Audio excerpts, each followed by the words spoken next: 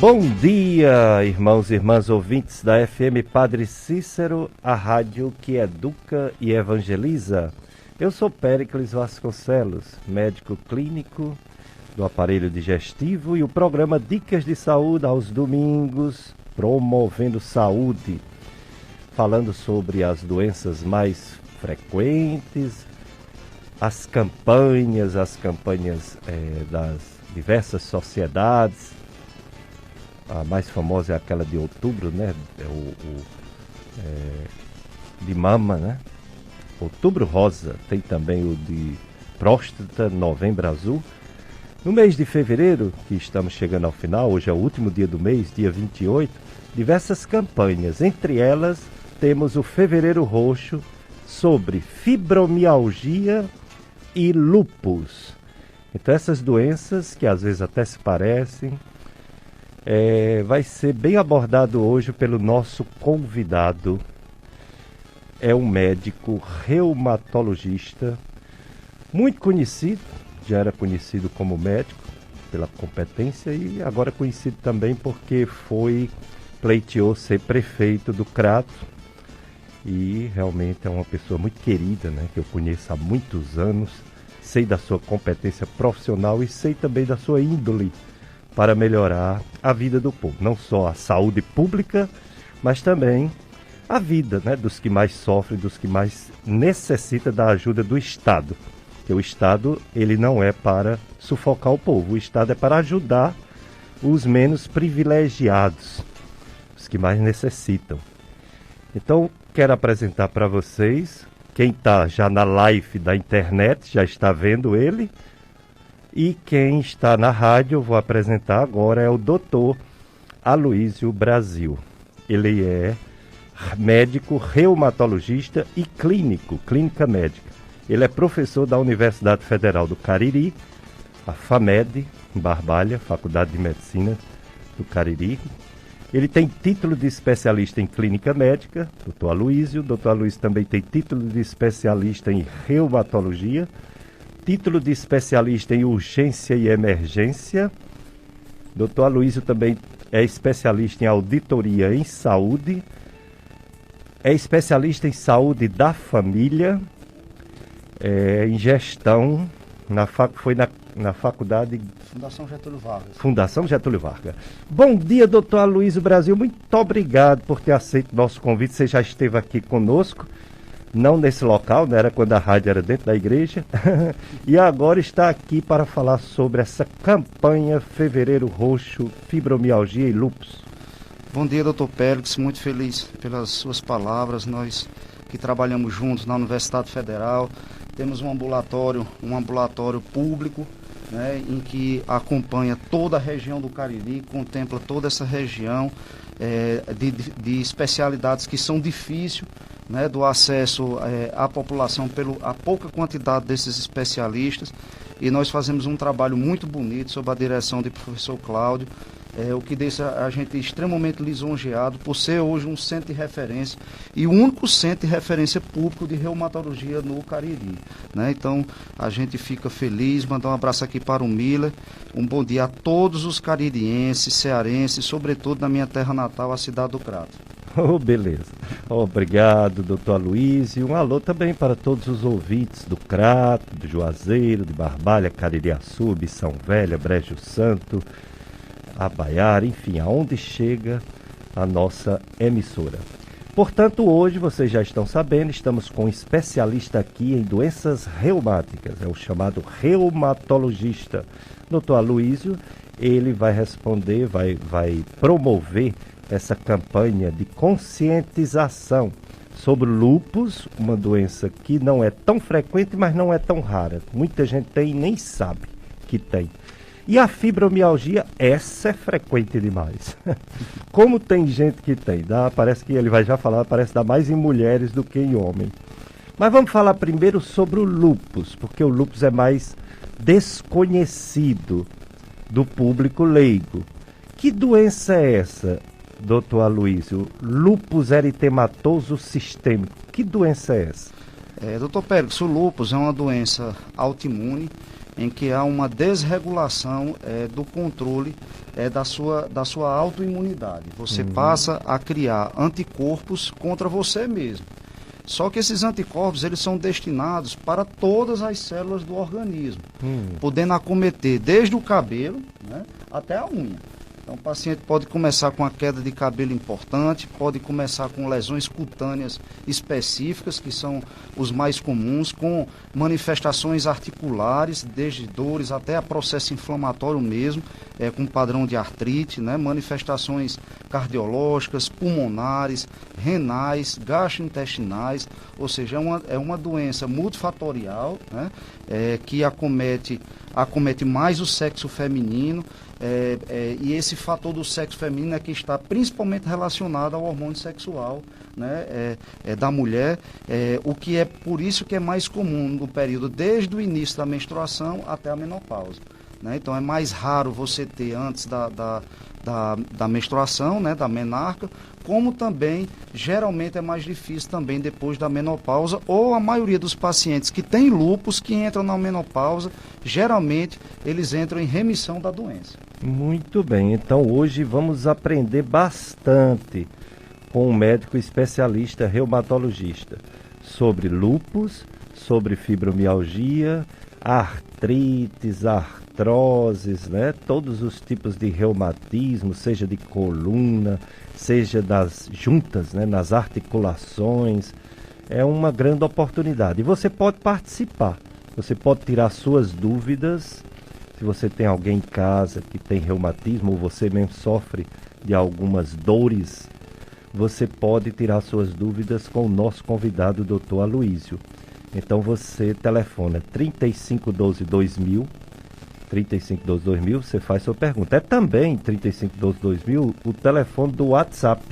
Então você pode participar, se você não quiser telefonar, mandando uma mensagem, ou de áudio ou escrita, para a gente passar para o Dr. Aloísio responder sua dúvida. Assunto principalmente fibromialgia e essa doença lúpus que ele já começou a explicar.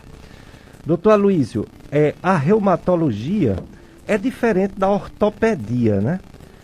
Às vezes o leigo fica em dúvida, para onde eu vou? Eu estou com dor nas costas, eu estou com dor nos ossos, nas pernas, para onde eu vou? Eu vou para o reumatologista ou eu vou para o ortopedista? Qual a diferença fundamental dessas duas especialidades médicas? Nós andamos em conjunto, né? A reumatologia e a ortopedia, ela anda de mãos dadas, mas o que a gente sempre diz é que as doenças inflamatórias como um todo, elas devem realmente procurar o especialista reumatologista. De forma prática, eu sempre digo o seguinte: se tem fratura, vá para o ortopedista.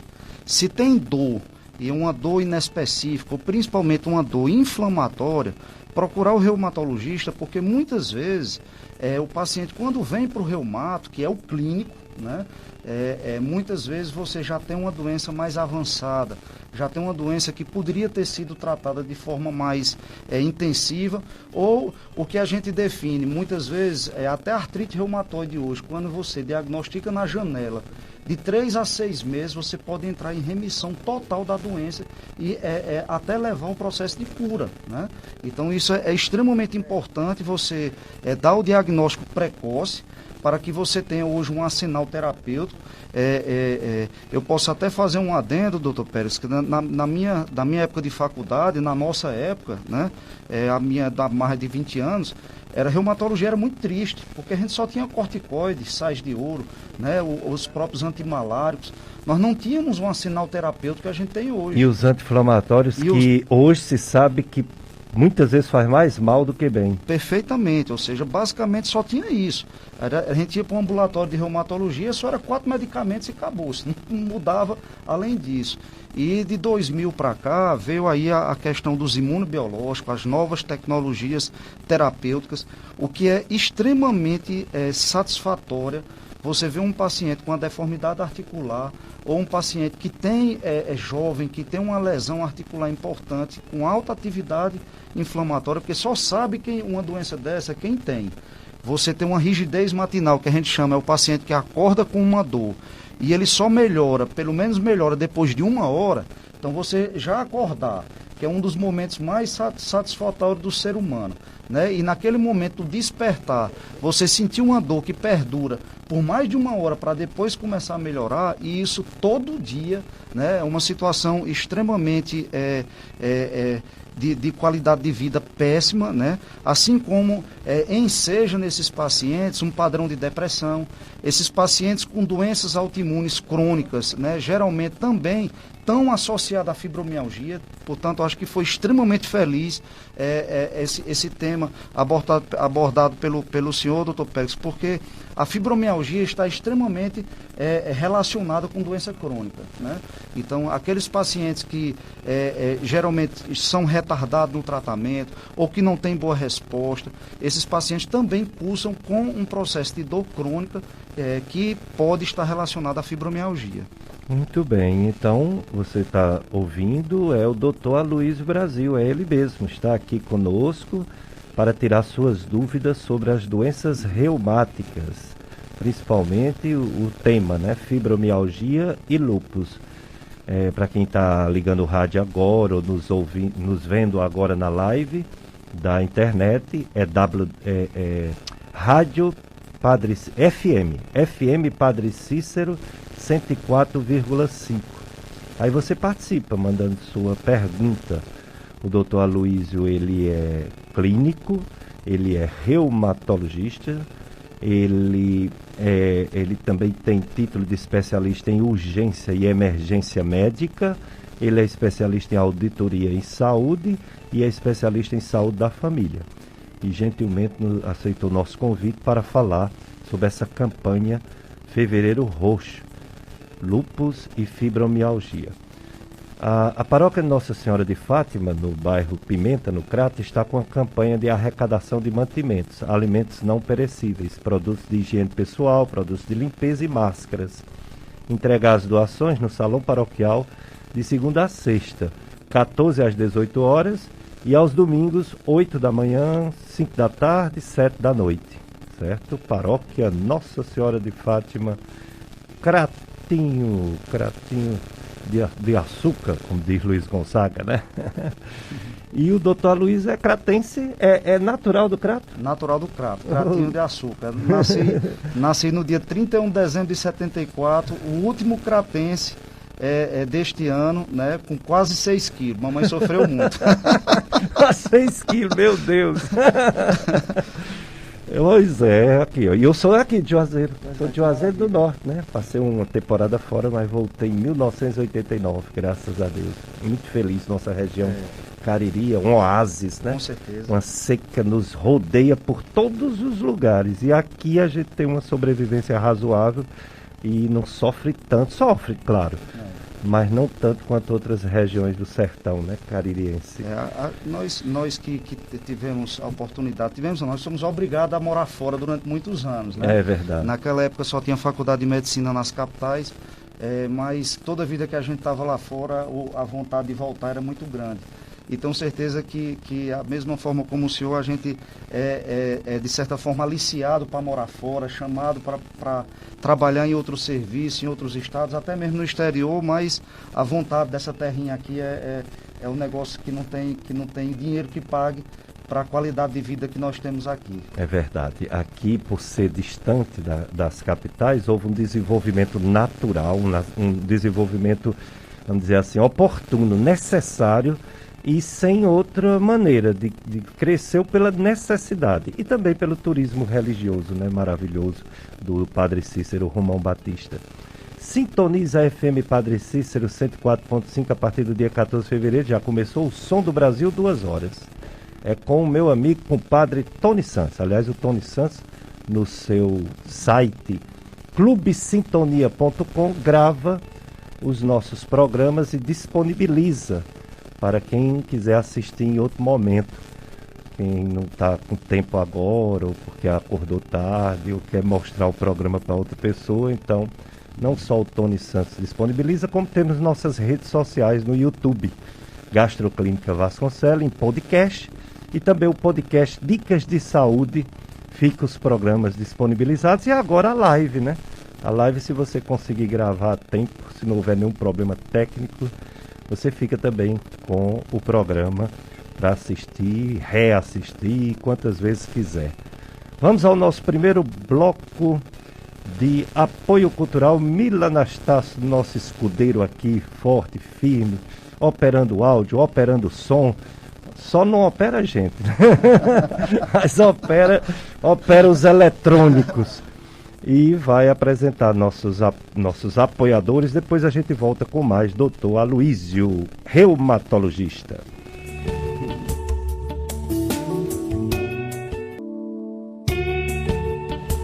Dicas de saúde na FM Padre Cícero, 9 horas a missa, a transfiguração de Jesus, né?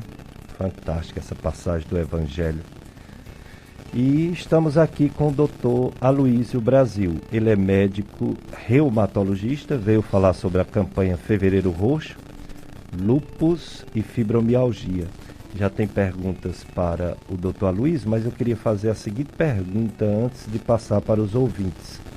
O lúpus tem exames laboratoriais que podem ajudar, juntamente com a clínica, com o raciocínio do médico especialista, a fechar o diagnóstico de uma pessoa que tem a doença, o lúpus. E a fibromialgia, doutor Aloísio, que não tem um exame que diga essa pessoa tem fibromialgia. Como é que o médico, principalmente o reumatologista, faz o diagnóstico e diz que uma pessoa tem a fibromialgia?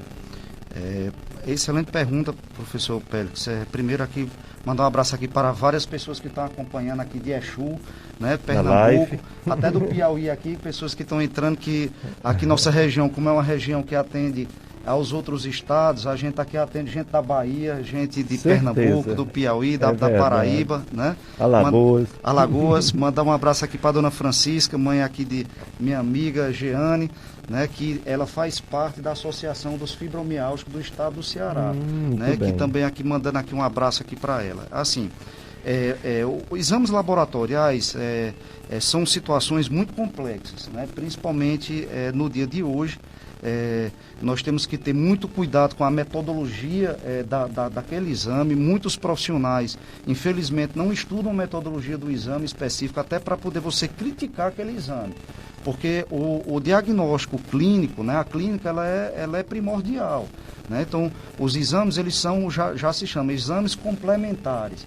É apenas para poder você nortear ou abrir o seu raciocínio daquilo que você espera ou daquilo que você deseja esperar para poder fechar o diagnóstico.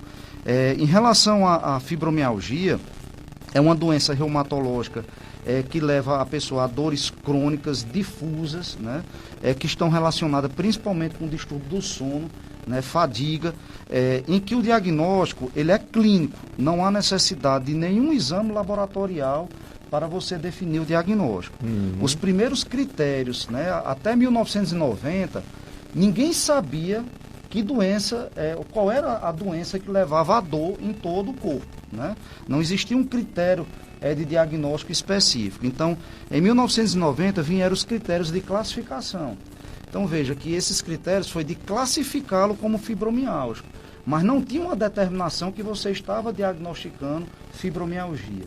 Em 2010 vieram os critérios, né, de diagnóstico preliminar, né, baseado em 2 questionários, e esses questionários facilitaram muito o diagnóstico, principalmente do não reumatologista. Ou seja, daquela pessoa que não tem a especialidade, mas que pode tranquilamente dar um diagnóstico na atenção básica, né? E aí, a partir desses questionários, você pode enquadrá-lo ele como fibromialgia sem ter necessidade de nenhum diagnóstico específico. E aí, sem ter a necessidade de um exame específico. E aí agora em 2019 vieram os novos critérios de fibromialgia, esses novos critérios que aí chamam um pouco a atenção, doutor Pérez, que quanto mais novos critérios aparecem, maior a prevalência vai da doença, porque mais pessoas vão se enquadrando no diagnóstico daquela patologia. Entendo. Então, esses novos critérios, ele definiu o corpo em 9 regiões, certo? Se dessas 9 regiões, 6 ele tiver dor por mais de 3 meses, associado ou não a distúrbio do sono, moderado a grave e fadiga, ele já está diagnosticado como fibromialgia, claro. Aí vai depender da avaliação do médico assistente que está vendo, né? O diagnóstico de fibromialgia não é diagnóstico diferencial, isso é uma coisa que tem que ficar bem clara.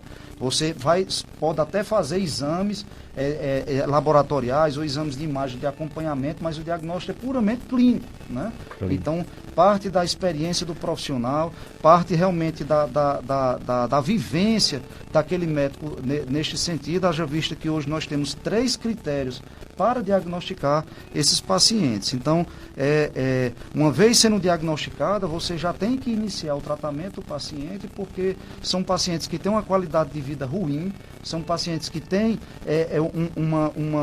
um distúrbio do sono importante, que interfere na concentração, interfere na memória. Então, são várias situações que corroboram com uma má qualidade de vida no paciente com fibromialgia. Entendi. Então, não há necessidade de um exame, já que há um conjunto de fatores que, somados, o médico passa a ter a certeza que a pessoa tem esse distúrbio e parte logo para um tratamento. O pessoal participando aqui, a Marlene Almeida, bom dia Marlene, para você também. A Sheila Regina, ela diz, gratidão é o que tenho a Dr. Aloysio Brasil por tudo que fez por mim. Cheguei no seu consultório quase aleijada. Hoje sou outra pessoa, tenho qualidade de vida. Que Deus o abençoe. Você e toda a sua família. Muito bom, né, doutor Aloysio? Um reconhecimento desse. É maravilhoso. Como eu digo, fico muito feliz por ela e todos. Acho que eu me identifiquei muito com a reumatologia, porque não tem coisa mais difícil do ser humano é você tratar com a dor. Então, a dor é do próximo, a dor do próximo, seja ela uma dor somática ou não, né? O senhor tem um filho que é psiquiatra, um excelente profissional, então você tratar com a dor e você tentar melhorar a qualidade de vida dessa pessoa, não tem coisa mais gratificante, não há dinheiro no mundo que pague em relação a isso. É verdade, que a dor ela é sinal de sofrimento humano e o ser humano não veio para esse mundo só para sofrer, veio também para ser feliz, é o que Deus quer, nossa felicidade. Outra pessoa dizendo assim, bom dia, doutor Aloysio, bom dia, e bom dia doutor Pérez, bom dia Mila e bom dia a todos. Pessoas que tomam remédios controlados, ela quer saber, há mais de 20 anos, mas não deixou claro qual tipo, né, de remédio controlado, se é benzodiazepina para dormir, se é antidepressivo, que são medicamentos muito bons também para dores às vezes, não deixou claro. Mas ela diz assim, ele ou ela, né, não sei, quando está tenso as dores aumentam. Sou acompanhado pelo Dr. Vitor Hugo Pedrosa Bezerra, psiquiatra, né? Sobre a minha pergunta, já que tenho tantas dores quando estou tenso, seria fibromialgia, Dr. Aloysio? Uma semana abençoada para todos. É a Maxilene, nossa amiga Maxilene do bairro José Geraldo da Cruz. Obrigado, Maxilene, pela participação. E aí, Dr. Aloysio, é possível que a ouvinte Maxilene, além dos problemas psicossomáticos, tenha também esse problema, fibromialgia? Primeiro aqui, mandar um abraço aqui para a Regiane Saraiva, nossa paciente aqui com artrite reumatoide, que está acompanhando também.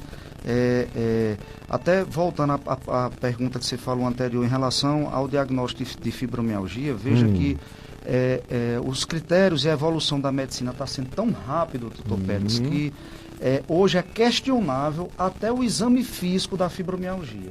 Então, os tender points, que é aqueles pontos dolorosos que você palpa, hoje não é um fator determinante para o diagnóstico. Tanto é que os critérios de 1990 são critérios de classificação.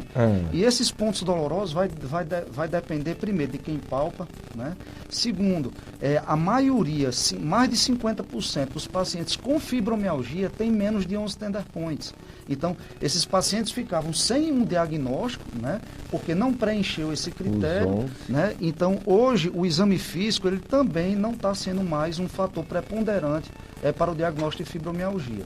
E sim, esses critérios, esses questionários, não só dos critérios de 2010, como agora 2019, como fator específico para o diagnóstico e definição do início do tratamento. Em relação à medicação de uso crônico, né, na reumatologia em si, eu sou uma das pessoas mais chatas, doutor Pérez, para iniciar benzodiazepínico. Né? Eu acho que benzodiazepínico tem que ser acompanhado, na minha opinião, por um psiquiatra. Tem que ter realmente uma responsabilidade de acompanhamento, até para poder não levar um processo de dependência crônica dessas medicações. E haja vista que nenhum benzodiazepínico tem resposta a tratamento da fibromialgia. Então, ficar bem claro já isso. Existia um estudo mostrando alguma resposta em virtude do alprazolam, mas o que a gente não tem nenhum benzodiazepínico que trate ou que tenha resposta para o tratamento da fibromialgia. Então, assim, todo paciente que tiver dor crônica, certo? Seja ela localizada ou seja ela difusa, por mais de 3 meses, essa pessoa tem um distúrbio, certo, de controle do processo da dor. Isso é uma coisa já bem definida. Então você vai ter que avaliar se essa dor localizada pode ser uma síndrome miofacial ou se tiver um padrão de dores difusa que preencha critério diagnóstico para fibromialgia. Então isso precisa ser realmente, ter uma consulta, ter uma avaliação médica de um profissional. Né? Hoje, pela definição dos novos critérios, não precisa ser especificamente um especialista reumatologista para dar o diagnóstico, mas aqueles que se sentirem mais seguros podem procurar o reumatologista para poder realmente avaliar. Muito bem, então são muitos critérios e o especialista ele une a clínica, ou seja, o que a pessoa sente, algum dado do exame físico, embora não seja absoluto, né, não seja padrão ouro, né, para dar o diagnóstico, alguns exames descartando doenças inflamatórias orgânicas, né, assim, inflamatória mesmo, né, Exato. como a artrite, o próprio lúpus, né? Exato. E a resposta também clínica, né? O tratamento também influencia no diagnóstico ou não? Não, influencia bastante, né? Os exames laboratoriais, por eles serem um padrão complementar, a gente avalia, ou seja, na nossa rotina como reumatologista, né? Chegou o paciente, eu sempre brinco, eu doso hormônio tireoidiano, né? Ou seja, a tireoide é um fator importante para que pode elencar não só dores crônicas, também como fadiga, né, nos pacientes com hipotireoidismo, né, ou nos próprios pacientes com hipertireoidismo, que pode levar a um padrão também de maior comprometimento muscular. Então, o exame tireoidiano é uma rotina na minha consulta médica, principalmente na primeira consulta. Então, os exames eles são importantes para a gente realmente avaliar a determinação se tem atividade inflamatória ou não, se tem algum fator antinuclear que a gente chama FAN, ou seja, algum anticorpo que possa estar relacionado com uma doença autoimune também. Então são vários fatores, as enzimas musculares que são de extrema importância para você avaliar o grau de comprometimento muscular. Então é todo um conjunto que a gente tem que acompanhar. E só aqui abrindo um parêntese, que muitas pessoas chegam no consultório pedindo densitometria, professor Pérez, e deixar bem claro, osteoporose não dá dor, isso é uma definição. Você só tem dor em osteoporose se tiver fratura. Se não tiver fratura, osteoporose não dá dor. Então, assim, muitos ficam pensando que é osteoporose. Então, são essas questões que a gente sempre discute no dia a dia dos pacientes. Já tem tanta doença que dá dor para o pessoal ainda querer que a osteoporose cause dor, né? É demais. Outro ouvinte, essa é a sua conterrânea do Crata, Cláudia. Ela dá bom dia para você também. Sente muitas dores na sola dos pés ao acordar, quando coloca o pé no chão. É tanta dor que fica difícil até andar. O que pode ser isso, doutor Aloysio Brasil? Pronto, muitas vezes esses pacientes podem ter um esporão de calcânio, pode fazer o que a gente chama de fasciite plantar, que é um processo inflamatório da fáscia dos pés, né? Como pode ter também um entesite, que é a inflamação da inserção do tendão no osso. Então, são várias doenças que podem estar relacionadas nesse contexto. Se for um entesite, pode estar relacionado com as espondiloartrites, né? Até mesmo o início de uma espondilite anquilosante ou de outra espondiloartrite de acometimento periférico. Mas pode ser também uma manifestação de um processo inflamatório decorrente da inflamação da fáscia plantar. Mas um outro fator importante são os distúrbios mecânicos. Muitas vezes o que a gente chama o famoso pé chato. O paciente que tem um pé chato, né, o pé que a gente chama de pé plano, ele também pode ter comprometimento do pé e sentir dor ao acordar. Se a gente tivesse uma prática, seria muito importante ao acordar fazer alongamento. Isso é um fator importantíssimo, certo? Se aquele que não teve um treinamento, pode até ver, tem vários tipos de alongamento hoje na internet que você pode ver, e ao acordar você primeiro se alongar. Você veja que eu sempre gosto de observar os animais, e não tem um animal mais importante do que o gato. O gato, ao acordar, a primeira coisa que ele faz é alongar todas as articulações dele. Depois que ele se alonga, é que ele começa a andar. Pode observar, né? É verdade. Então, assim, o alongar é um fator muito importante para poder você melhorar o espaço articular, melhorar a distensibilidade da musculatura, para que você comece o seu dia, as suas atividades de vida diária de forma padronizada. Eu tenho 8 gatos de rua que eu fui colocando de um por um dentro de casa, né? Eles iam pedir comida e foi ficando. Desses 8, 3 são bem novinhos, tem menos de 2 meses. Pois eles já estão alongando, já aprenderam. Já é extinto. É extinto. É extinto. Né? Alonga direitinho de quando acorda. Eu sou doente por gato. Adoro gato. Aí eu tenho uma gata lá em casa, o nome dela é Jade. Né? Da novela. Jade da novela, né? E toda a minha família só são mulheres, são 5 mulheres na minha família. Eu convido, né? E eu digo para elas, olha, tá vendo o gato se alongando? Então você tem que se alongar, né? E o gato é um negócio impressionante. E você, dos animais, são dos animais que menos tem problemas articulares. É uma coisa extremamente interessante. Eu tenho 2 cachorrinhos e eles também alongam. Cachorro também. Agora é porque gato é demais. Gato dormir um pouquinho já começa a alongar. Já começa a alongar. Agora quem é mais? Vamos ver aqui. O Zezinho de Barbalho, José Sinés, nosso ouvinte, desejando a todos um feliz domingo. Para você também, Zezinho. Muito obrigado pela audiência. A Maxilene, ela fala sobre os medicamentos que toma. Ampliquitil, diazepam, clopsicol, Depor, Zudopentixol. Maxilene, o seu médico psiquiatra eu conheço demais, viu? Ele é ótimo, Dr. Vitor Hugo, e pode confiar nele. Eu sei que você confia, né? Você está colocando aqui para ver assim uma opinião, né? Ver nosso parecer sobre você e seus medicamentos. Mas sem dúvida você está em boas mãos, viu? Ele entende demais de tudo isso. E você só deve ir a um médico, fora ele, se ele encaminhar, viu? Porque ele tem todo o conhecimento dos seus problemas e está lhe ajudando, graças a Deus. Então confie nele. Pode continuar fazendo perguntas para a gente, mas não deixe de fazer o que o doutor Vitor Hugo manda você fazer de medicamentos, porque ele é que conhece seu corpo, que está com você há alguns anos, né? Outra pessoa é a Socorro do sítio Terra Dura, Missão Velha. Bom dia, doutor Aloysio. Bom dia, doutor Péricles. Que bom que o doutor Aloysio está sendo entrevistado hoje. Doutor, o senhor é muito compreensivo com seus pacientes, em tudo. Deus o ilumine sempre. Gratidão, doutor Aloysio, por toda a sua atenção. E também o Dr. Pérez pelo seu programa na FM Padre Cícero, por colocar médico para tirar nossas dúvidas. Socorro, é muito gratificante, né? É gratificante, a gente fica emocionado, né? Eu acho que é como eu digo, se uma pessoa sofre de dor, você ainda vai tratar aquela pessoa de forma indiferente. Então essas pessoas têm que ser acolhidas mesmo, né? Tem que ter um acolhimento e que a gente possa, às vezes o consultório é cheio, é cansativo, só sabe, muitas vezes as pessoas falam, a vida de médico é muito boa, né? Mas muitas vezes você pega um paciente de tão difícil, de tanto sofrimento, que carrega suas energias, que você sai dali com uma dor no pescoço, com uma dor nas costas. Parece que como se você tivesse feito exercício durante 1 hora, 2 horas de forma extenuante. Então, assim, a gente tem mais aqui acolher essas pessoas que sofrem de uma das comorbidades que eu acho mais drástica do ser humano, que é a dor. É verdade.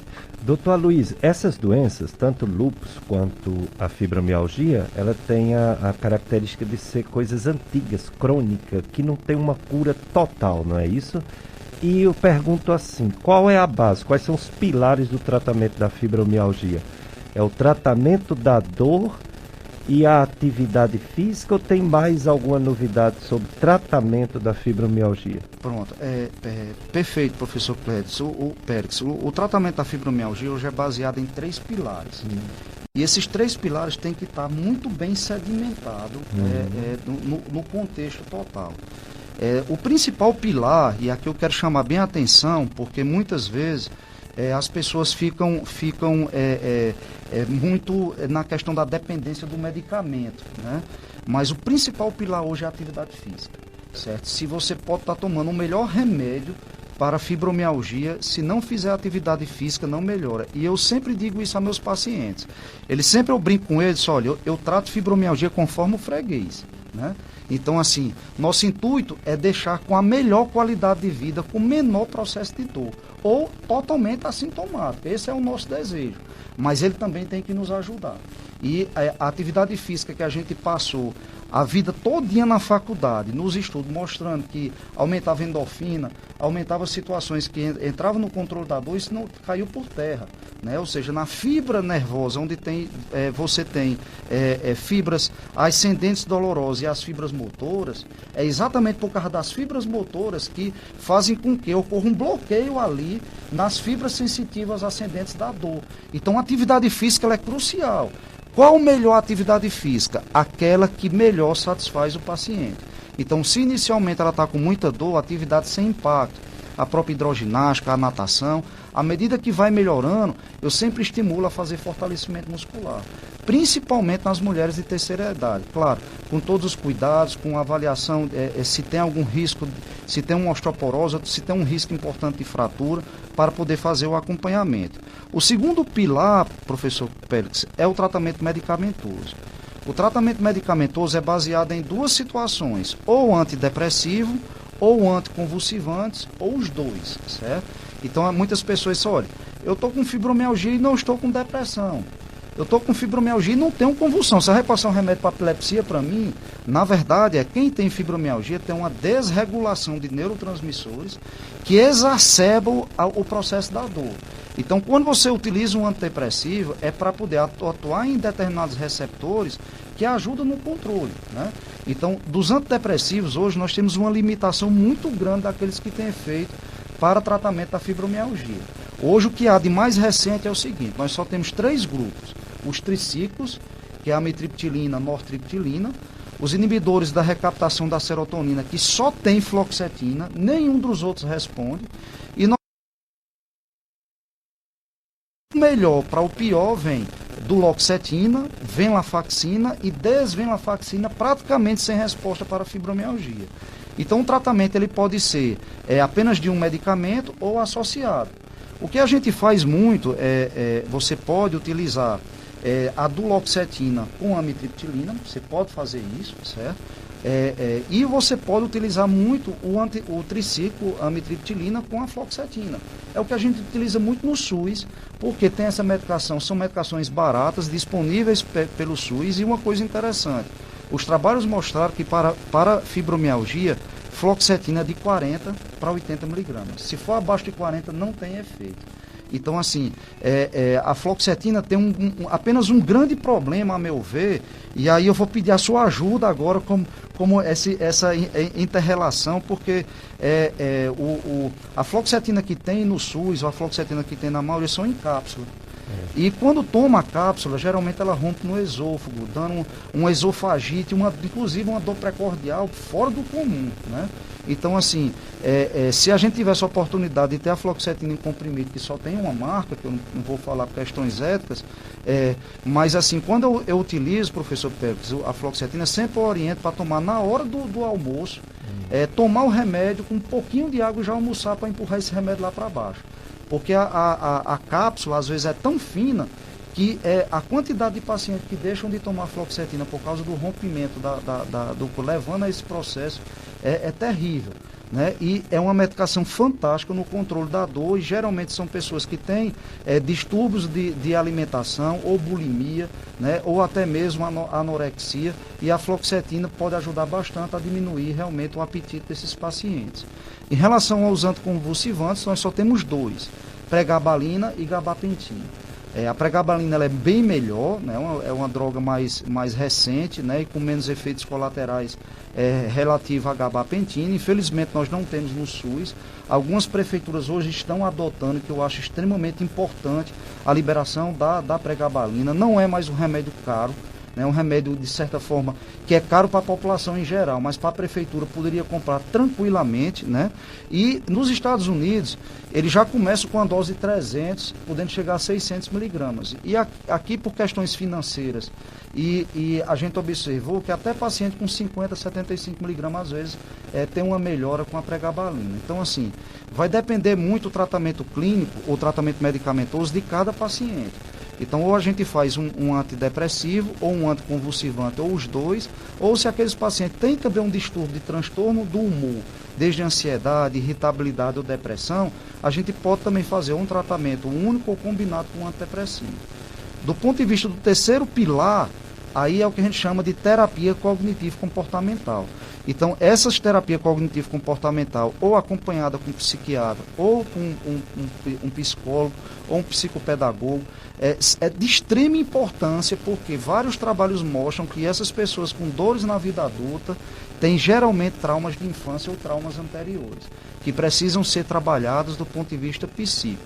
Do ponto de vista de dor, professor Pélix, é descabido o uso de anti-inflamatório ou corticoide em fibromialgia.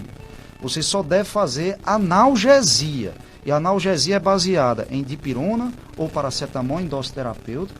A dipirona, você hoje tem que fazer a dose do adulto 1 grama, respeitando até de 6 em 6 horas a dose máxima de 4 gramas. E o paracetamol também, respeitando a dose máxima de 4 gramas. Não existe nenhuma evidência mostrando que um superior ao outro. Toda vida isso foi uma briga especificamente de laboratório, né?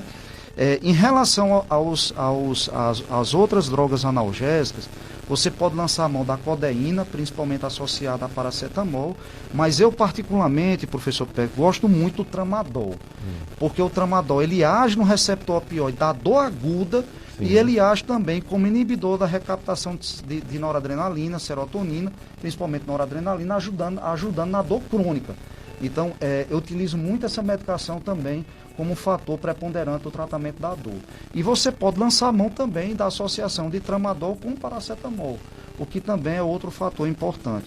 Mas fora isso, basicamente, nós temos uma limitação muito grande de tratamento de fibromialgia, porque tudo que tinha de tratamento mais recente e mais moderno, basicamente, foi o que eu falei agora. Entendo. Só um detalhe, professor, e isso é importante. É uma coisa já determinante. Se você estiver tratando fibromialgia com todo esse arsenal terapêutico que eu falei aqui e o paciente não melhorou, corra para dosar a vitamina D. A vitamina D hoje é um fator definido em relação também às circunstâncias dolorosas. Então, se você... É muito comum, professor Pérez, no paciente com dor crônica, e quando você dosa, a vitamina D está lá embaixo, e quando você repõe uma dose de ataque, depois permanece a manutenção, o paciente tem uma melhora importante da dor, haja vista que hoje nós só temos uma forma de produzir vitamina D, o contato com o sol, e ninguém mais tem. E a vitamina D, por incrível que pareça, os paradigmas da vida, ela só é formada entre 9 horas da manhã e 3 horas da tarde. Quem toma sol pela manhã não tem uma produção muito definida de vitamina D. E nesse horário de 9, 3 horas da tarde, o risco de câncer de pele é muito grande, né? E nessas horas de horário de trabalho, ninguém tem contato com o sol. Então, a quantidade de pessoas hoje no mundo todo com deficiência de vitamina D é importantíssima.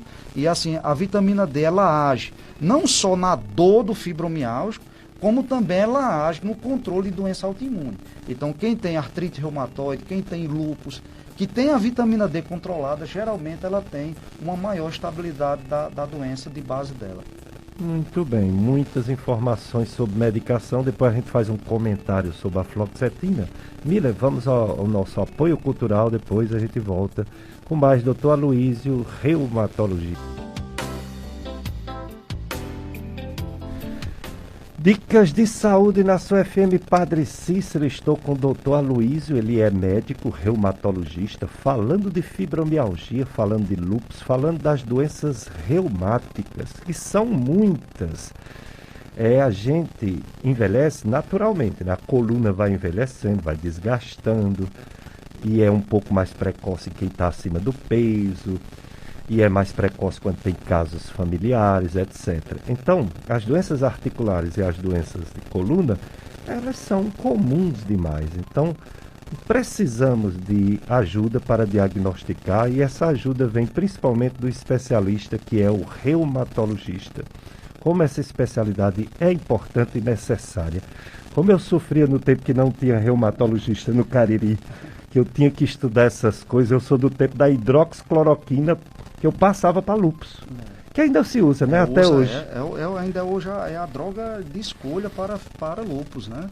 É como se diz, a gente não existe lúpus sem hidroxicloroquina. Isso. Você tem que tomar, até porque hoje é considerado até um protetor renal, para evitar a atividade de doença renal especificamente.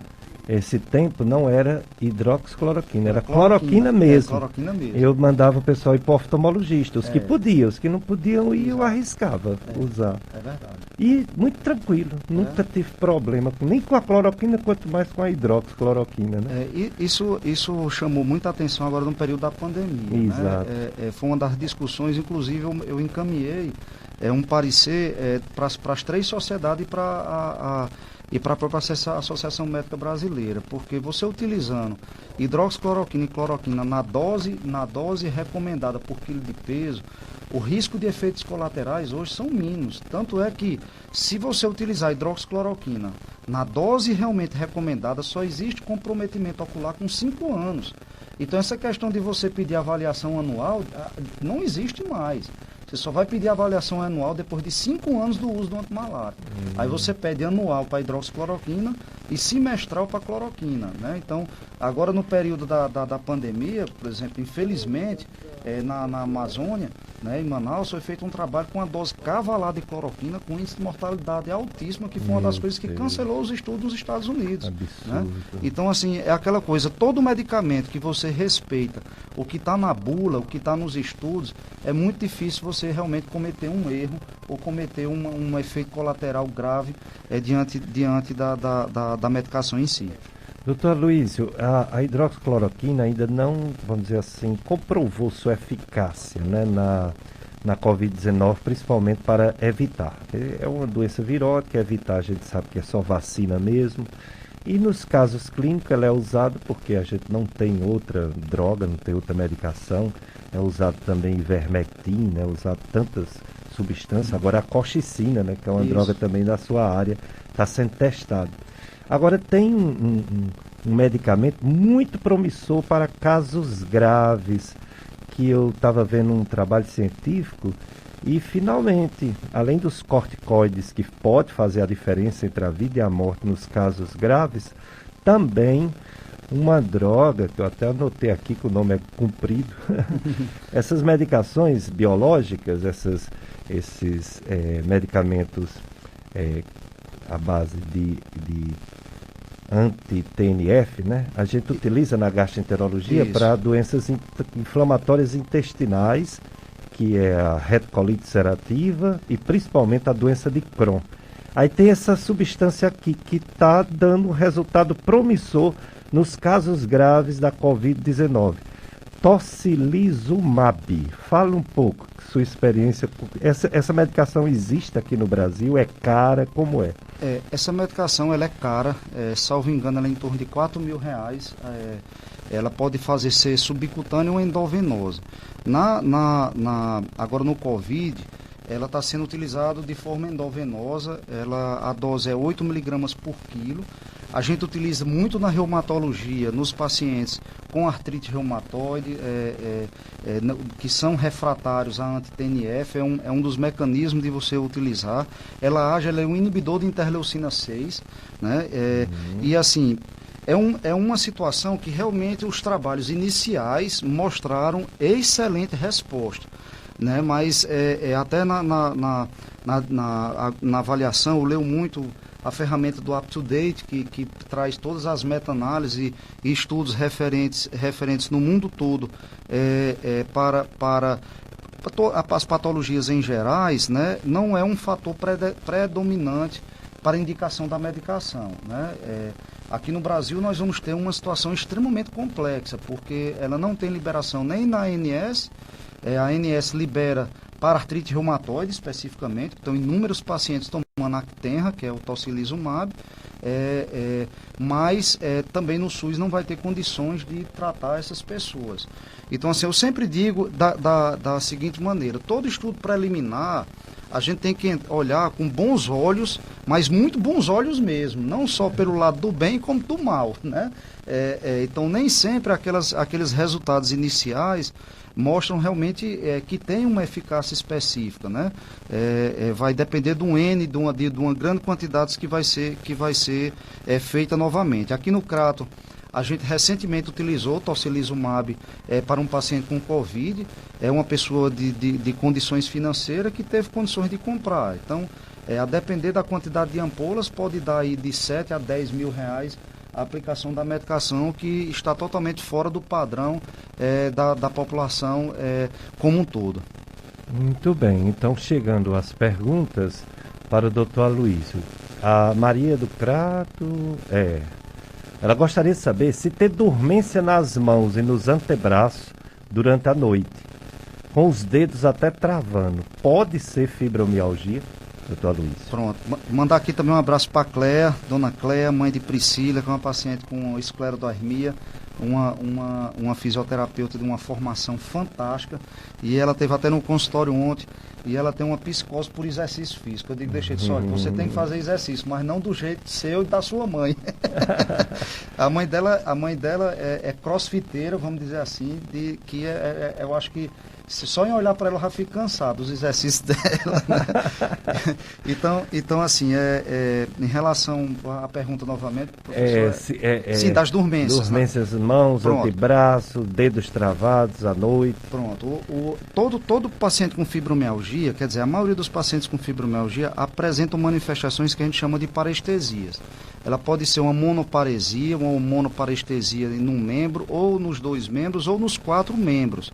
E aí é como se diz, o fator de dor, ele é o fator preponderante para o diagnóstico de fibromialgia. Então, se você não sente dores, né, você não entra dentro dos critérios de possível diagnóstico de fibro, né? Então, tem que avaliar, tem que ver se não tem uma neuropatia aí associada por trás, tem que dosar vitamina B12, que é um fator importantíssimo, e a depender do seu quadro, né, não é um fator obrigatório, mas a depender de uma avaliação clínica e que suponha-se que a senhora tenha alguma neuropatia, descartando deficiência de vitamina B12, descartando aí uma neuropatia diabética, que é muito comum da gente ver no dia a dia, entendeu? Teria que fazer um exame chamado eletroneuromiografia dos 4 membros para poder a gente ter realmente uma definição se a senhora tem uma doença neuropática ou até mesmo uma doença miopática, que é uma doença reumatológica. Já a próxima ouvinte, ele diz assim: uma pessoa de 74 anos pode tomar diariamente cálcio, diariamente assim, a vida toda? E se pode, qual cálcio que é mais indicado, doutor Aloísio? Pronto, excelente pergunta. A melhor reposição de cálcio é a reposição natural, certo? Então, todo ser humano, ele necessita de 1.000 a 1.500 miligramas de cálcio por dia. Isso é obrigatório. Então, assim, você pode dar preferência à reposição natural, ou seja, para cada um copo de leite tem 250 miligramas de cálcio. Para cada copo de iogurte tem 200 miligramas de cálcio. Para cada fatia de queijo, de preferência o queijo coalho, que tem pouca gordura, ou a ricota, né, tem aproximadamente 1.000 miligramas de cálcio. Então, assim, a sua preferência de reposição de cálcio é o que nós orientamos para nossos pacientes, a reposição natural que está nos alimentos, né? Então, você vai dar prioridade nisso. Caso, mesmo assim, esteja com níveis de cálcio baixo, aí a gente pode suplementar. Existem hoje várias apresentações de cálcio, dentre o mais comum, carbonato de cálcio, fosfato de cálcio, citrato de cálcio.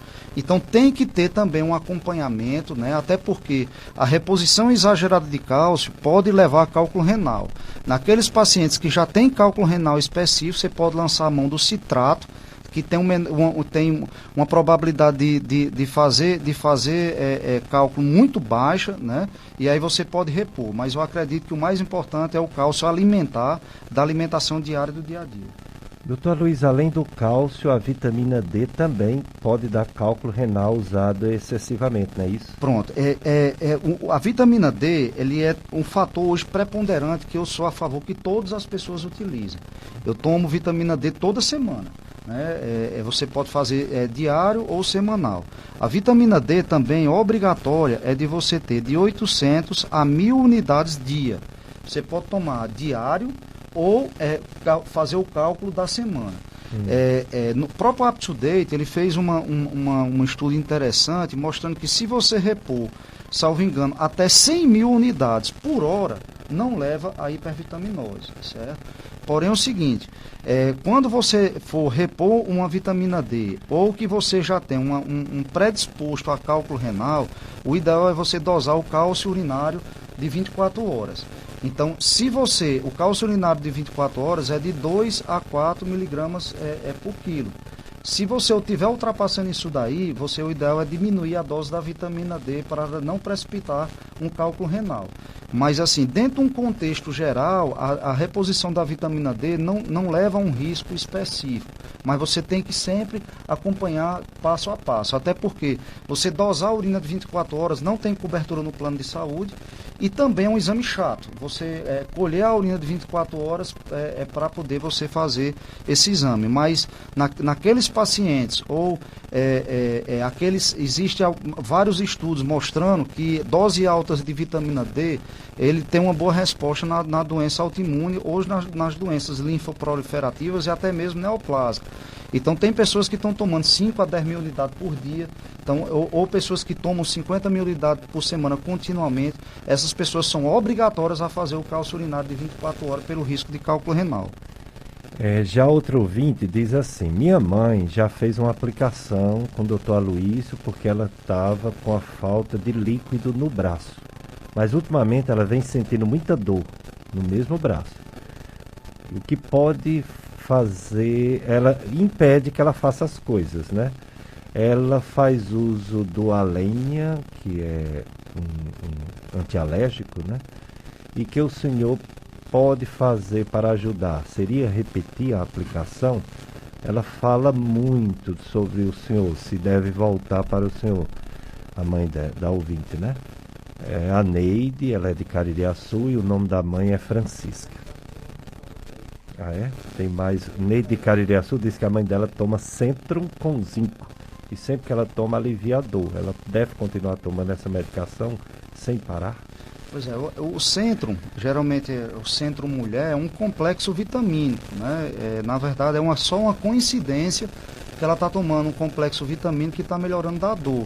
A questão das infiltrações, nós reumatologistas, nós temos um olhar muito crítico à infiltração, né? Então, assim, a gente só faz infiltração, que no caso dela foi infiltração extraarticular, né? Geralmente a gente faz para pacientes com tendinites, né? Bursites refratárias ao tratamento. Esses pacientes, mesmo você fazendo a infiltração, tem que iniciar um processo de reabilitação porque pode evoluir para um processo de dor crônica, né? E as infiltrações intraarticulares com os medicamentos à base de ácido hialurônico, aí é que são controversos mais ainda, né? Então, assim, nós sempre infiltramos cada caso a caso. No caso da infiltração extraarticular, ela deve ser feita com um intervalo de 3 meses a cada infiltração, podendo ser feita até 3 ou 4 vezes no ano. Mas o ideal é você ter realmente parcimônia nessas infiltrações. Se ela está persistindo da dor, a gente tem que reavaliar e ver se um tratamento medicamentoso oral pode melhorar ou resolver, ou a depender, se se manter refratário, reinfiltrar novamente para melhorar o quadro. Já outra pessoa, ela pergunta para mim, mas eu vou passar para o especialista. Ela diz assim: doutor Pérez, meu esposo tem ácido úrico alto, sinto muitas dores. Qual especialista poderia me indicar? Pronto, estou com um especialista aqui do lado, viu, Maria do Socorro, do bairro Limoeiro.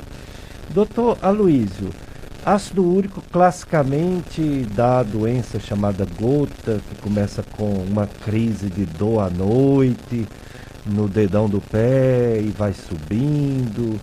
Quais são os outros problemas que o ácido úrico pode causar no ser humano, ele em excesso? O ácido úrico elevado, ele pode levar, fora a articulação, o principal acometimento é o acometimento renal. Ou só cálculo renal ou lesão do parênquima mesmo, podendo levar a insuficiência renal crônica e até diálise. Né? Mas o ácido úrico elevado, ele é um fator preditivo positivo para a doença coronariana, certo? Então, o ácido úrico, principalmente no sexo masculino, você deve dosar, e também no sexo feminino, dosar como também um fator, vamos dizer, de risco para a doença coronariana como um todo, né? Então, a doença do ácido úrico, hoje, se você tem um padrão de gota, o tratamento basicamente é baseado na fase aguda e na fase crônica. A sua fase crônica, sua meta é deixar o ácido úrico abaixo de 6. Essa é a sua meta. Hoje a dieta, mesmo uma dieta rigorosa, só consegue baixar 1 mg/cento do ácido úrico.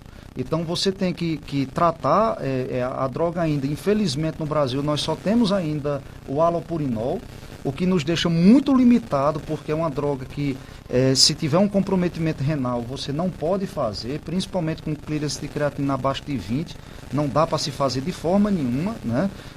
Enquanto outros países têm outras drogas que atuam no mecanismo de redução do ácido úrico e que não interferem no rim, né? Então o tratamento para diminuir o ácido úrico, mas sobretudo tratar fatores precipitantes de elevação de ácido úrico, que são as dislipidemias. Se você não trata uma dislipidemia, um triglicerídeo alto, principalmente, ou um colesterol alto, você jamais vai conseguir baixar o ácido úrico desse paciente. Por isso que um ácido úrico elevado geralmente está associado com dislipidemia e é um fator de risco coronariano importante. No caso de uma pessoa que tem dores pelo corpo e detecta no exame de sangue um ácido úrico alto, talvez esse ácido úrico alto não seja a causa dessas dores, não é isso? Com certeza. A doença do ácido úrico, especificamente a gota, é uma doença principalmente de membros inferiores. Geralmente ela inicia com um padrão, ela tem vários padrões, mas o padrão inicial dela é monoarticular. Ou no dedão do pé, como a gente diz, ou no tornozelo. E aí por que é exatamente nesses locais que leva à dor? São por duas características. Quanto maior o trauma da articulação, quem tem ácido úrico elevado, maior a possibilidade de inflamar. E quanto menor a temperatura, maior a possibilidade de precipitação do cristal. Então, como os membros inferiores é o mais distante do centro, né, a temperatura é mais baixa, por isso que é comum de você ter crise de gota nos membros inferiores. Como o dedão do pé, que a gente chama de metatarso falangiana, do primeiro dedo, né, é o local onde tem maior trauma, que é onde você pisa, é o local mais comum de precipitar também o cristal. Por isso que a dor inicial é exatamente no dedão do pé ou no tornozelo. Mas quando a pessoa não trata a contento o ácido úrico, ele pode se tornar poliarticular, inclusive poliarticular simétrico, semelhante à artrite reumatoide, né? Em que você realmente tem que fazer o acompanhamento e tratar para evitar a forma crônica, que é a forma tofácea, que formou o tofo, e aí é extremamente complicado, porque o tratamento desses tofos só são apenas cirúrgico e não resolve de jeito nenhum do ponto de vista medicamentoso. Entendo. Um ouvinte, ele quer saber se o cloreto de magnésio é prejudicial. O cloreto de magnésio foi a vitamina D da década passada. A vitamina D tem evidências científicas favoráveis, excelentes.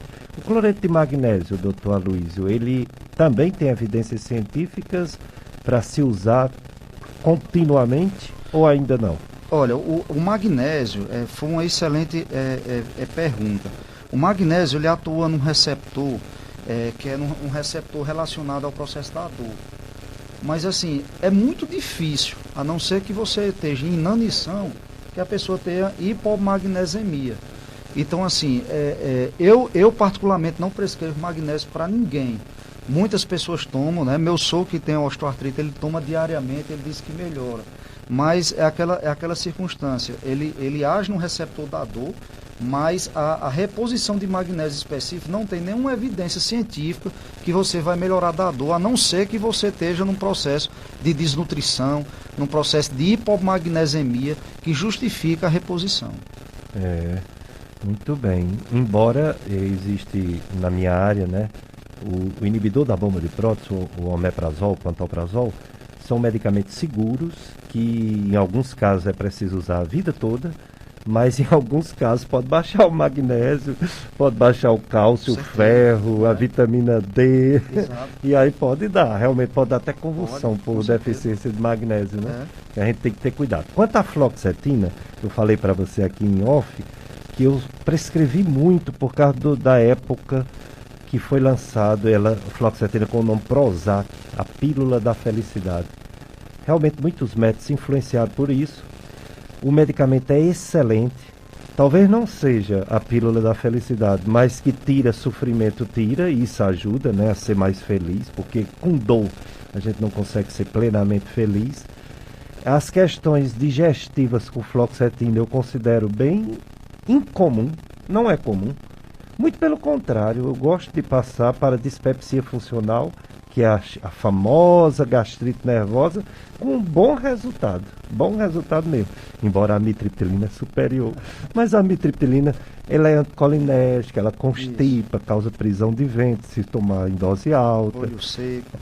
Boca seca, causa um pouquinho de refluxo também, faz uma hipotonia do esfíncter inferior do esôfago. Nos idosos pode causar taquicardia, se o idoso tiver arritmia, enfim. A amitriptilina é superior, mas a gente tem muito cuidado. É por isso que a gente usa mais fluoxetina. E essas outras que você não usa porque não tem ação analgésica para dor. A gente utiliza muito sertralina, paroxetina, escitalopram, excelente para tal da gastrite nervosa. Engraçado que o povo usa medicamentos para esse Covid. Um é para piolho, outro é para verme, outro é para não sei o que, e não reclama, né? E quando a gente passa uma medicação antidepressiva para o aparelho digestivo e você passa para fibromialgia, o pessoal diz, doutor, liga, né? Doutor, o balconista disse que isso é remédio para depressão. O senhor não errou, não, né? Aconteceu isso com você? Não, e é interessante, professor, que posso até ser criticado aqui, mas as pessoas chegam e dizem, e agora com o Covid? O que é que o senhor acha da ivermectina? Eu respondo assim, você quer Covid com piolho ou sem piolho? Mas a gente, aquela história que você mesmo falou, a gente não pode torcer nem para dar, quer dizer, a gente não pode torcer para dar errado. Vai que dá certo, né? Com certeza. Eu não prescrevo, porque eu fiz essa coisa comigo mesmo. Eu digo, olha, eu gripei pesado, depois fui fazer o exame e não era Covid. E não tomei nenhum medicamento, por que eu vou passar para o povo? Eu sou daquela frase que diz assim, quando o médico não pode ajudar, só em ele não fazer nada ele está ajudando. Só em ele não passar um remédio errado, ele está ajudando. Mas eu não critico os colegas que passam, não. Não tem outro. E in vitro o ivermectina funciona, né? Ele não funcionou ainda comprovadamente para o próprio coronavírus. Exato. Quem sabe se não sai um estudo dizendo que sempre funcionou e houve essa briga toda política e não deixaram prescrever, né? É aquela coisa, quando você está no desespero, né? No desespero pessoal, que é um bote para se pegar. Nós seguramos até numa torceira de coentro, né? Certeza, verdade. Então, assim, eu acho que a gente tem que ter, principalmente nós médicos, temos que ter muita parcimônia e, sobretudo, ler, estudar. Né? Porque eu vi muitas declarações de médico em redes sociais que eu achei um absurdo. e que isso atrapalha a comunidade, a sociedade como um todo, porque quem tem que dar informação é o médico. Né? E se o médico está se contradizendo até naquilo que ele diz, na sua função, né? Na sua função, deixa. Então, assim, eu acho que situações polêmicas é melhor você não comentar e discutir com o paciente em si dentro do consultório, respeitando a sociedade como um todo. Sabe? Eu acho que eu pelo menos eu tenho essa prerrogativa de evitar esse tipo de situação, porque quando você tem um estudo de evidência clara, tudo bem. Aí você pode divulgar e falar. Mas quando você tem medicamentos conflitantes, medicamentos que não têm uma evidência específica para isso, eu acho que você deveria deixar seus comentários a nível restrito, ou de sociedade médica, ou dentro do consultório com o paciente. Concordo, doutor Aloysio. Mais um bloco de apoio cultural Mila Anastácio. Depois a gente volta com mais informações do doutor Aloysio, reumatologista.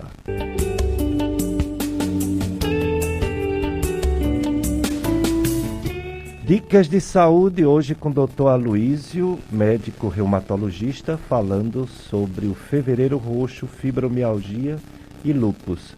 Ele falou que um dos critérios de diagnóstico é o distúrbio do sono. O distúrbio do sono, que é muito comum na população, inclusive causando problemas até para o coração, junto com a apneia do sono. E o nosso colaborador, o nosso médico do sono, doutor José Péricles, falou para a gente que é mais comum nas pessoas de mais idade os problemas de sono. Geralmente os jovens, as crianças dormem mais, né?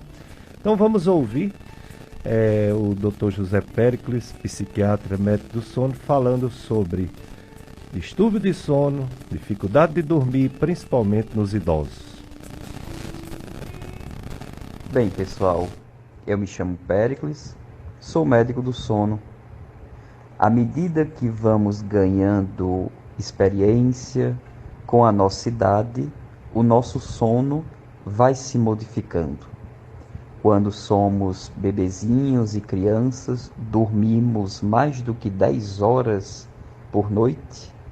Adultos costumamos dormir entre 7 e 9 horas. E no público idoso, o tempo de sono tende a diminuir. Alguns idosos podem dormir pouquinho, cerca de 6 a 7 horas por noite, e ser completamente normal essa diminuição do tempo. Talvez por isso, uma sonolência diurna, principalmente depois da refeição, do almoço, ela é presente. Em alguns idosos, essa sonolência pode se transformar em cochilo. Um pequeno cochilo durante o dia é totalmente normal nos idosos, mas devemos ter cuidado para que esse cochilo diurno não se transforme em um sono mais longo. O cochilo é recomendado que ele seja feito ali entre 20 e 30 minutos. Acima disso, pode se tornar um problema no futuro, causando distúrbios do sono, como a insônia crônica. Então é importante a gente observar nossos avós, nossos pais, que já vão atingindo uma certa idade, para que, mesmo eles dormindo menos à noite e um pouco mais durante o dia, que isso não se torne um problema no futuro. Estou sempre disponível no sonocariri.com.br. Tenham todos uma ótima semana. Pronto, viram aí? Para dormir bem precisa primeiro não tomar muito café, muito refrigerante, muito chocolate, principalmente à noite. Precisa de um quarto escuro, porque a luminosidade, as luzes, inclusive a luzinha do celular, atrapalha, viu, o sono. Atrapalha mesmo. Precisa esvaziar a mente, coisa difícil, a não ser que bota uma música, né, para ver se tira um pouco aquela preocupação. Para dormir melhor. E precisa de ajuda também, ajuda médica quando não está legal o sono. Vamos para mais perguntas para o doutor Aloysio. Uma pessoa diz assim, que fica sem querer fechar as mãos e não dá aqueles estralos natural que dá nos dedos. Que pode ser, doutor Aloysio? É uma pergunta assim muito inespecífica, né? O que eu posso dizer, talvez, existe o atrito da articulação, que a gente chama o atrito normal, né? Quando aquele atrito passa a ser patológico, aí não, aí você tem que avaliar. Mas eu acho que uma coisa que eu posso dizer para ela é estralar os dedos, né? Que muitas pessoas gostam de estar estralando os dedos e tudo. Isso não é bom porque pode distender a cápsula e evoluir até para um quadro de osteoartrite mais precoce. Então, tem que fazer uma avaliação, mas assim, é muito inespecífico o sintoma que ela está dizendo. É verdade. Tem aqui a manifestação da minha amiga Valéria Borges, ela que é nutricionista, né, Valéria? Ela é irmã da Valdeliz. Valdeliz é nossa nutricionista, doutora Valdeliz Borges. Estou em dúvida se Valéria é educadora física ou é nutricionista, acho que é, ou é enfermeira. Eita, Valéria, eu misturei, viu? Desculpa, viu? Mas gosto muito de você, da Robervânia, da todas vocês, viu? As 4 irmãs maravilhosas, e Valdeliz trabalha conosco. Ela diz, a Valéria Borges, que tanto ela quanto a mãe tem fibromialgia diagnosticada. E gostaria apenas de agradecer o programa de hoje. São muitas as dúvidas sobre a doença ainda e poucos métodos tão instrutivos quanto o Dr. Aloysio Brasil. Todo paciente deve saber que a informação também é tratamento. Meus parabéns pelo programa, está maravilhoso e muito esclarecedor. Obrigado, Valéria, por suas palavras. Obrigado. Doutor Luiz, olha essa pergunta, é da Ana, do sítio São José, do bairro São José. Qual a diferença entre espondilose e espondilite? Qual das duas ocorre perda de peso? Não, espondilose é apenas um comprometimento de distanciamento entre uma articulação da coluna e outra, né? Então você pode ter uma espondilolistese, que é uma anterólise ou uma reterólise, né? Isso daí é apenas uma alteração anatômica. Já a espondilite não, é um processo inflamatório da êntese, né? Podendo provocar o que a gente chama de sindesmófito, e se não tratado e a evolução pode virar o que a gente chama de coluna de bambu. Muito bem. Agora essa daqui, a pessoa tem climatério, né? Que o pessoal chama de menopausa, né? E toma cloreto de magnésio porque tem uma dor no joelho. Ela diz que quando para o cloreto de magnésio, a dor fica forte, não aguenta. É possível, né? É uma questão assim de que a gente chama de coincidência, né? Pode a pessoa, isso acontecer, a gente não tem como realmente, tecnicamente até, né, muitas pessoas que tomam algum tipo de medicação e acham que melhoram e que não tem nenhuma evidência científica para aquilo. Tanto é que alguns fitoterápicos, né, que estão aí no mercado, que não tem uma evidência definida, mas que a pessoa toma e melhora, né? Então aquela coisa, o time que está ganhando não se mexe, né? Se ela está tomando e está se sentindo bem, pode manter. Outra pergunta para o Dr. Aloysio Brasil, porque quando vem aqui um especialista e o assunto é interessante, chove perguntas. É sobre a vitamina D, Dr. Aloysio. A pessoa toma o colicalciferol 7.000 unidades, é o Deprev, e diz que toma também um que chama-se CalD-KM, que tem outros minerais, né? Já toma o Deprev, que é o vitamina D pura, há um bom tempo, 2 anos, prescrito por endocrinologista e recentemente esse outro, prescrito por geriatra. Esse do geriatra já tem até mais tempo, muitos anos. E toma remédio para pressão, lodipina, enalapril, para dislipidemia, rosuvastatina, para metabolismo, o glifage, porque ela é pré-diabética.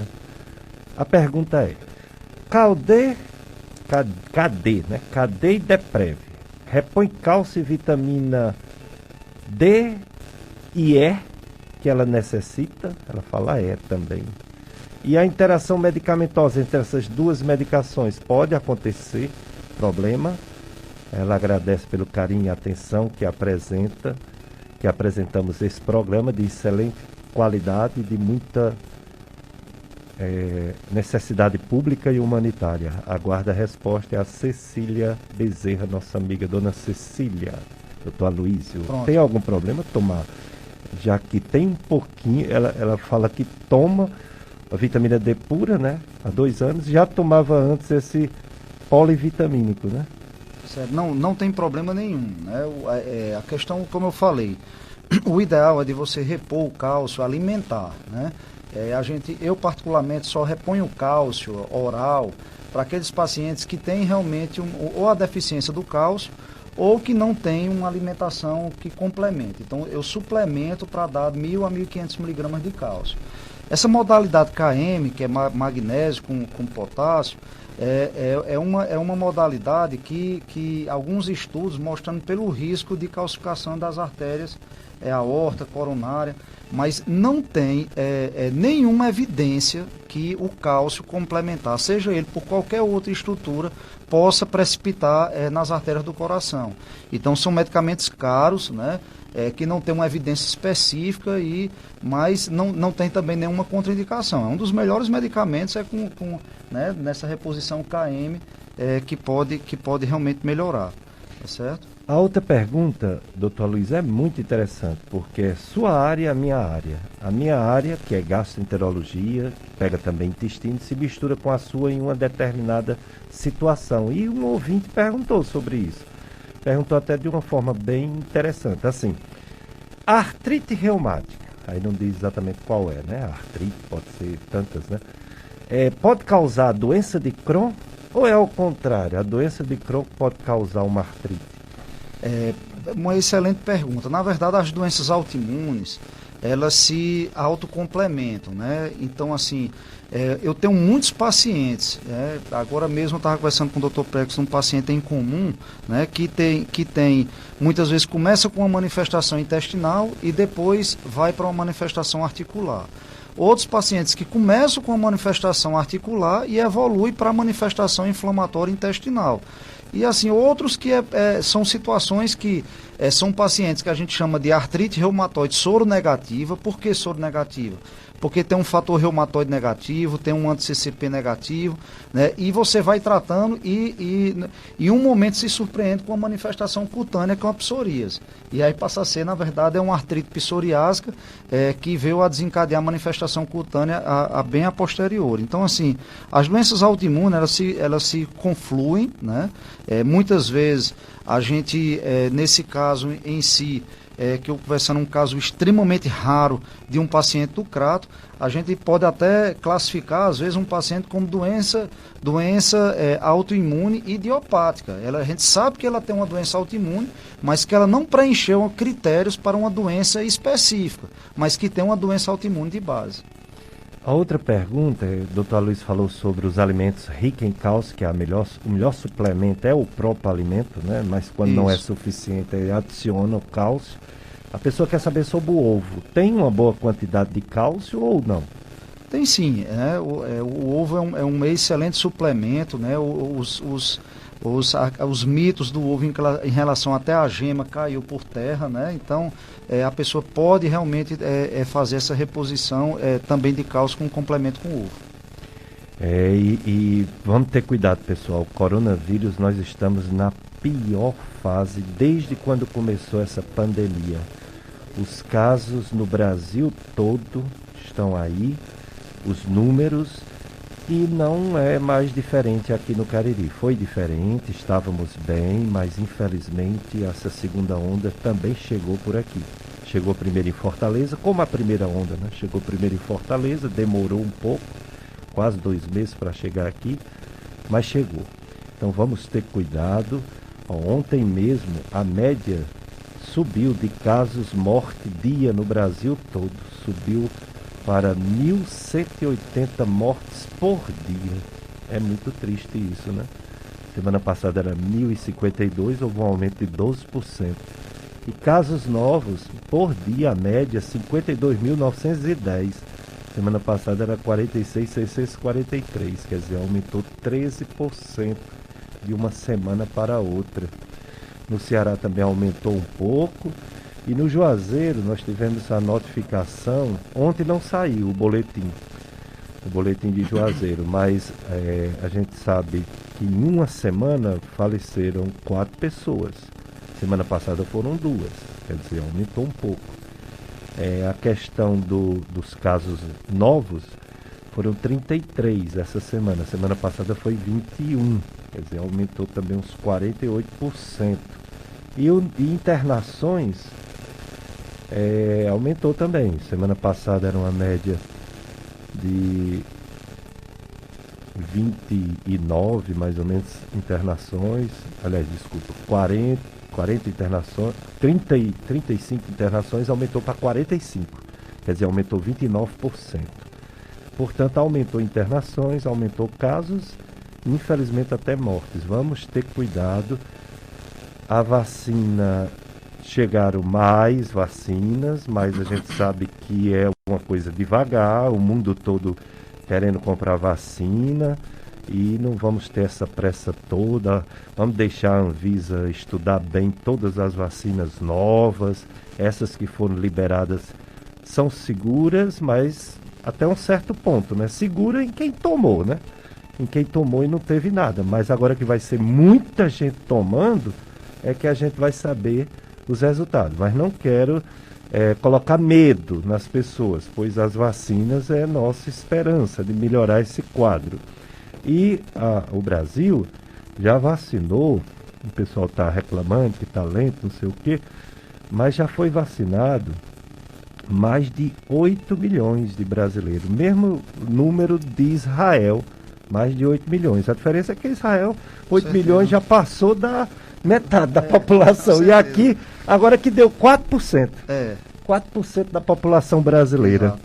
A primeira dose já foi para mais de 6 milhões e meio de pessoas e a segunda dose apenas 1 milhão e 900 mil pessoas. Passou de 1 milhão e 900. No Ceará, a média nacional é 4% brasileiros vacinados, Ceará um pouco menos, pouco mais de 3%, porque deram prioridade à Amazônia devido às mortalidades, né? Bem maior do que no resto do Brasil. Doutor Luiz Brasil, qual sua visão sobre essa pandemia, que estamos num tempo difícil de aumentos de casos e até de mortes, e essa esperança que é essa vacina, esse laboratório que é Israel, dando esperança para o mundo todo, mas ao mesmo tempo é só esperança, né? Porque eu vi ontem que mesmo vacinado morreram 41, foi 42 pessoas em Israel. Então essa história de que a vacina evita 100% dos casos graves, isso é balela. Isso foi para aquele grupo testado e não para a população geral que agora sim está sendo vacinada. Eu concordo plenamente, professor Pérez, e aqui até Priscila estava perguntando, que já botou aqui 2 vezes ansiosa em relação à vacina. Principalmente para o que a gente está discutindo, são pacientes com doença autoimune. Todas essas pessoas têm que ser vacinadas, todas, né? Agora, aquelas pessoas que estão utilizando imunossupressores, aquelas pessoas que estão utilizando corticoide com mais de 10 miligramas por dia, né? Pessoas que estão em atividade de doença, tem que procurar seu médico assistente para poder orientar em qual período melhor poderia ser vacinado. Que uma grande quantidade de mortalidade de pessoas e ela tiver em alta atividade de doença, a gente tem que vacinar. Mas se a gente puder segurar um pouco mais essas pessoas para vacinar no momento certo, seria mais prudente, até porque não existe, como bem falou o professor Pérez, nós não temos nenhuma situação, nenhum médico no mundo todo, né, sabe qual é a reação da vacina em pessoas imunossuprimidas, pessoas com câncer, pessoas que têm linfoma e outras pessoas que fazem uso de corticoide. A gente não sabe o que é que vai acontecer, né? Nem para o bem e nem para o mal, né? Entendeu? A gente sabe que vai ter uma melhora, porém a gente até nisso tem que ter muita parcimônia, porque pode ser que aquelas pessoas, que mesmo vacinadas, que não consigam formar anticorpo para se proteger. Então, a pessoa que tem uma doença autoimune, que se vacine, tem que ter um maior cuidado, né, manter do mesmo jeito a questão da máscara, a questão de lavar as mãos, porque a gente não vai ter uma segurança específica dessa vacinação. Particularmente, eu acho que essa questão de nova onda no Brasil, eu atribuo a duas coisas. Algumas pessoas já me criticaram em relação a isso, mas eu acho que foram duas coisas. Foi a questão da aglomeração na política, entendeu? E a questão da grande aglomeração de Natal e Ano Novo. Então nós estamos realmente sofrendo aí um momento aí de pico, especificamente por esses dois fatores, ao meu humilde ver, né? Eu acho que a política, por mais que teve os cuidados e tudo, mas ocorreu uma grande aglomeração, né? Eu participei da política e sei muito bem o que foi isso.